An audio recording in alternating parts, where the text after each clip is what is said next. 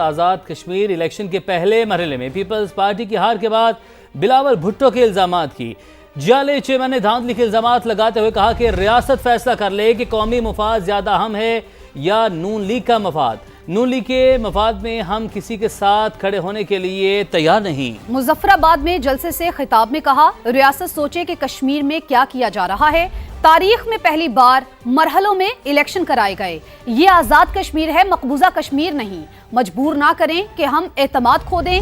واضح کیا جھکیں گے نہ پیچھے ہٹیں گے، اپنی 100% نشستیں واپس چھینیں گے۔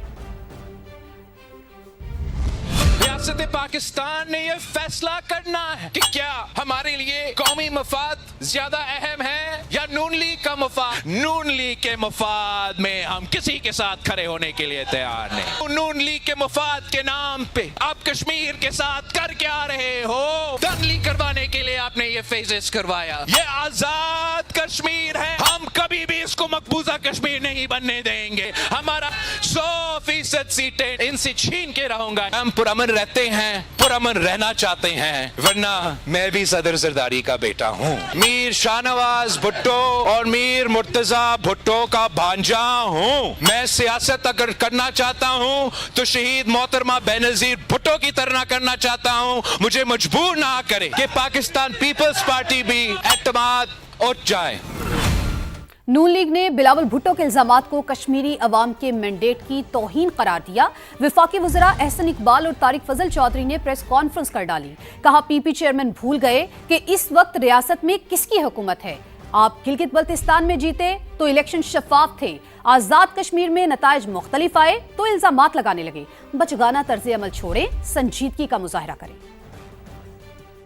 آزاد کشمیر کے عوام نے واضح مینڈیٹ کے ساتھ مسلم لیگ نون کو کامیاب کیا۔ چیئرمین پیپلز پارٹی کی الزام تراشیاں انتہائی غیر جمہوری اور نامناسب ہیں۔ آزاد کشمیر کے عوام کے حق کے مینڈیٹ کی توہین ہے۔ الزامات لگاتے ہوئے یہ بھول گئے کہ کشمیر میں حکومت کس کی ہے۔ اگر گلگت بلتستان میں آپ جیت جائیں تو وہ تو بہت شفاف الیکشن ہے، اور اگر کشمیر کے اندر آپ کو شکست ہو جائے، وہاں کے عوام آپ کو مسترد کر دیں تو انتخابات میں دھاندلی ہوئی ہے۔ الیکشن کی شفافیت کے اوپر کوئی انگلی نہیں اٹھا سکا۔ ایک واضح برتری جو پاکستان مسلم لیگ نون کو حاصل ہوئی ہے وہ ہمارے سیاسی مخالفین کو ہضم نہیں ہو رہی۔ جو 2 مرحلے رہ گئے ہیں اس میں بھی پاکستان مسلم لیگ نون اپنی کارکردگی کی بنیاد کے اوپر اکثریت لیں گے۔ وزیر اعلیٰ پنجاب کا خطاب چوری اور سینہ زوری تھا۔ آزاد کشمیر میں بدترین دھاندلی کی گئی۔ نون لیگ فارم 47 کی پیداوار ہے۔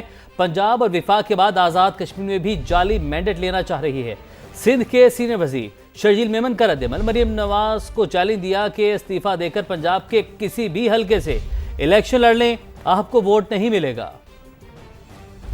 جو اقتدار کا غرور و تکبر ہے اس میں محترمہ مریم نواز صاحبہ نے جو ہے وہ اپنا خطاب کیا۔ جس طریقے سے خیراتی اقتدار پہ پی ایم ایل این کی حکومت بیٹھی ہوئی ہے فارم 47 پہ، وہ پورے پاکستان کے بچے کو پتا ہے۔ ایک چوری ایک سینہ زوری، آپ نے پہلے پنجاب کی عوام کا حق چھینا اور اب آپ جو ہے وہ کشمیر میں زبردستی گھسنے کی کوشش کر رہے ہیں۔ کھلے عام اسلحے کی نمائش کی گئی اور پیپلز پارٹی کے ورکر کو شہید کیا گیا۔ بڑے افسوس کی بات ہے کہ انہوں نے نہ تعزیت کی نہ افسوس کی، اور میں ایک اور کھلا چیلنج کرتا ہوں، آپ استعفیٰ دے دیں چیف منسٹر صاحبہ اور دوبارہ کسی بھی الیکشن سے پنجاب کی کسی ایک کانسٹیٹوئنسی سے الیکشن لڑ کے دکھا دیں۔ پنجاب کی عوام آپ کو کسی بھی حلقے سے کامیاب نہیں کریں گی۔ ہماری لیڈرشپ کی جو ہے وہ انہوں نے جان کی نذرانے دیے۔ آپ کی لیڈرشپ جو ہے محترمہ ہمیشہ مشکل وقت میں معاہدے کر کے ملک سے بھاگی ہے۔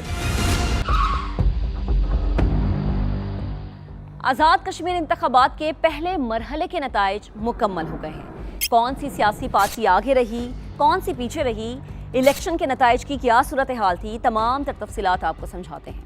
مسلم لیگ نون نے 9 نشستیں جیت کر میدان مار لیا۔ پیپلز پارٹی دوسری بڑی جماعت رہی۔ پی پی نے 4 نشستوں پر کامیابی حاصل کی۔ حلقہ LA1 میرپور 1 میں مسلم لیگ نون کے اظہر صادق 15,427 ووٹ لے کر کامیاب ہوئے۔ LA2 میرپور 2 میں پیپلز پارٹی کے قاسم مجید نے 12,952 ووٹ لے کر فتح سمیٹی۔ LA3 میرپور 3 سے پیپلز پارٹی کے یاسر سلطان 11,676 ووٹ لے کر جیت گئے۔ تھوڑا سا آگے بڑھیں تو LA4 میرپور 4 میں مسلم لیگ نون کے رخسار احمد نے 20,172 ووٹوں کے ساتھ یہ نشست حاصل کی۔ LA5 بھمبر 1 میں मुस्लिम लीग नून के वकार अहमद 30,259 वोट लेकर कामयाब ठहरे, जबकि हल्का LA6 भिंबर 2 में मुस्लिम लीग नून के मोहम्मद रजाक चौधरी 32,039 वोटों के साथ लीड करते नजर आए। थोड़ा सा और आगे बढ़ते हैं। LA7 भिंबर 3 में मुस्लिम लीग नून के तारिक फारूक ने 35,287 वोटों के साथ ये नशिस्त अपने नाम की। हल्का LA8 कोटली 1 में पीपल्स पार्टी के जफर इकबाल मलिक 19,535 वोट लेकर जीत गए। हल्का LA9 कोटली 2 में मुस्लिम लीग नून के उमैर नईम 31,080 वोट लेकर फाते रहे। LA10 कोटली 3 में पीपल्स पार्टी के यासीन चौधरी 12,421 वोट लेकर फाते रहे। थोड़ा सा और आगे बढ़े। हल्का LA11 कोटली 4 में मुस्लिम लीग नून के मोहम्मद आसिफ 26,190 वोट लेकर जीत गए, जबकि हल्का LA12 कोटली 5 में मुस्लिम लीग नून के मोहम्मद रियासत खान ने 35,168 वोट लेकर कामयाबी अपने नाम की। हल्का LA13 कोटली 6 में मुस्लिम लीग नून के अय्याज अहमद 21,856 वोट लेकर फाते रहे। मुस्लिम लीग नून ने धांधली करके इंतखाबी अमल को दागदार किया। चौधरी मोहम्मद यासीन के हल्के में ठप्पे लगाए गए। वजीर आजम आज़ाद कश्मीर फैसल मुमताज़ राठौर का कहना है कि प्रिजाइडिंग अफसरान ने खुद बयानात रिकॉर्ड करवाए कि उन्हें यरगमाल बनाकर ठप्पे लगाए गए। चढ़ोई, सहनसा और नकियाल के नताइज पर शदीद तहफ़्फ़ुज़ात हैं। वजीर आजम आज़ाद कश्मीर ने इलेक्शन कमीशन से फौज की निगरानी में री पोलिंग कराने का मुतालबा कर दिया।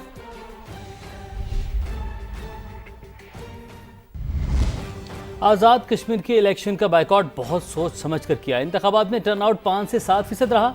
चेयरमैन PTI बैरिस्टर गौहर की गुफ्तगू, कहा बानी PTI से मुलाकात ही हालात में बेहतरी की कुंजी है। अगर मुलाकातें शुरू हुई तो हालात बदल जाएंगे।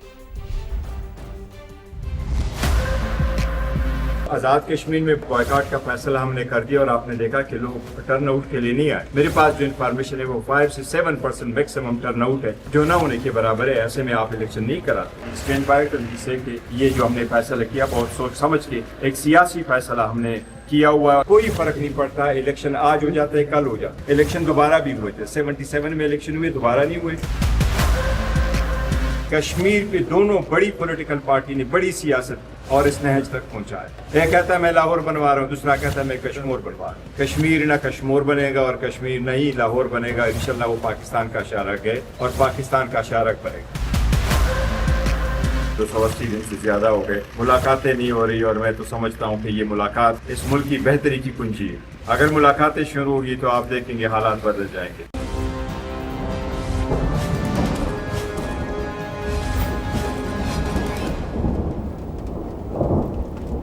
आज़ाद कश्मीर इलेक्शन में धांधली हुई या बदनज़मी, लेकिन पंजाब में तो बद इंतजामी अरूज पर है।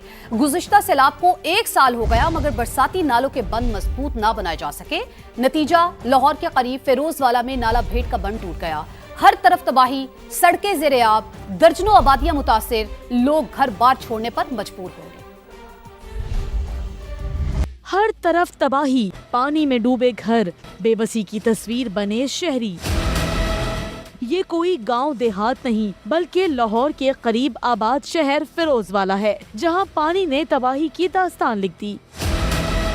नाला भेड़ का बंद टूटने के बाद आबी रेले आबादियों में दाखिल हो गए। पठान कॉलोनी, भल्ला, डसनवाल और गिरदो नवाह के इलाके शदीद मुतासिर हैं। घरों के अंदर अच्छा खासा पानी है, हम लोग घर छोड़ के नहीं जा सकते, पीछे से चोरियां होती हैं और बच्चे हैं, खाने पीने के लिए कुछ नहीं है। बाहर अंदर जाएं तो पानी के अंदर अच्छे खासे सांप है। सारे घर डूबे में, ना या खाने पीने का सामान है, ना कुछ है, ना कोई रेस्क्यू है। यहाँ पे हुकूमत से दरख्वास्त है कि हमारे लोगों की मदद की जाए। ठीक है, हमारे इधर 5 दिन से पानी आ रहा है, हमारे एक कोई हुकूमती नुमाइंदा हमारे पास नहीं पहुँचा, ना कोई कैंप है इधर। समा टीम असल जमीनी हकायक दिखाने सबसे पहले पहुंची फिरोजवाला तो शहरियों ने शिकायत के अंबार लगा दिए। समा न्यूज़ वालों का हम बहुत शुक्रिया अदा करते हैं। शायद आप लोगों की वजह से जो इदारे सो रहे हैं शायद वो जाग जाए, कुछ इधर तवज्जो दें।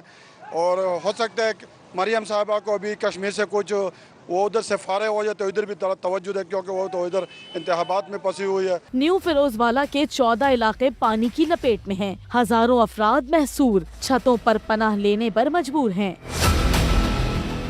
सरकारी रेस्क्यू इदारों के बजाय फलाही तंजीमें इलाके में ज्यादा मुतहर्रिक हैं। हजारों अफराद मदद और नकल मकानी के मुंतजिर हैं। कैमरामैन सुहेल दानिश के साथ सामिया सईद, समा, लाहौर।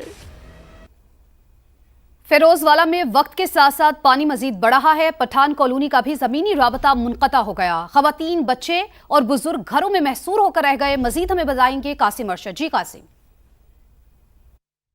अरे बिल्कुल, फिरोजवाला शेखुपुरा के कई जो देहात हैं वो ज़ेर आब हैं। इस वक्त हम पठान कॉलोनी में मौजूद हैं। यहाँ कई फीट पानी है और जो अजीज़ व अकारिब हैं वो अपने प्यारों को खाना देने के लिए यहाँ पर कश्ती का इंतज़ार कर रहे हैं। एक फैमिली हमारे साथ मौजूद है जो खाना देने के लिए स्पेशली आए हैं। इनसे पूछते हैं। पठान कॉलोनी ना 10-12 फुट उनका मकान ना डूब गया। उधर तीसरी मंजिल में ऊपर बैठे हुए हैं। कज़न का उन्हें खाना देने जा रहे हैं। 3 निक्के बच्चे ने, उनको साथ ही लेके आएंगे। मेरे छोटे बच्चे हैं कज़न के, उनको मैं लेने के लिए जा रही हूँ कि वो हमसे देखे नहीं जा रहे, क्योंकि उनके साथ काफ़ी बैड लक है। 7 से 8 फीट उनके घर पानी दाखिल हो चुका है। तो यहाँ के मकामी अफराद भी हैं, उन्होंने ये मुतालबा किया है कि जल्द से जल्द उनको ज़्यादा से ज़्यादा इमदाद भिजवाई जाए, जिनमें खाना और पानी है वो फराहम की जाए, ताकि उनके लिए जो अंदर गुजर बसर है वो आसान हो सके। जी कासिम, आपका शुक्रिया। दीगर खबरें शामिल करते हैं। आपको बताएं, ईरान चाहे बारूदी सुरंगें बिछाए या हमले करे, आबने हुर्मज़ हमारी गिरफ्त में है। अमेरिकी सदर डोनाल्ड ट्रंप का दावा। फॉक्स न्यूज़ के इंटरव्यू में कहा, ईरान के साथ अब हमारी पोजीशन बहुत मजबूत है। हम ईरान के पावर प्लांट्स और पुलों पर हमलों से गुरेज करेंगे। चाहें 1 से 2 घंटों में ईरान के बड़े पुल तबाह कर सकते हैं, बिजली घरों को निशाना बना सकते हैं। ईरान को अब माहिदे की खिलाफ वर्जी की इजाज़त नहीं दूंगा। अगर माहिदा ना हुआ तो ईरान में मुकर्ररा फौजी ऑपरेशन मुकम्मल करेंगे। ईरान की नाकाबंदी इंतहाई सख्त और नाकाबिले शिकस्त है। ईरान का पहाड़ी जोहरी मकाम कोहे कुलांग ज़्यादा बड़ा मसला नहीं कि उसे जानने के लिए नेतन्याहू की ज़रूरत पड़े। अमेरिकी सदर ने कहा कि रिपब्लिकन पार्टी की अक्सरियती अरकान ईरान के खिलाफ फौजी कार्रवाई जारी रखने का मुतालबा कर रहे हैं।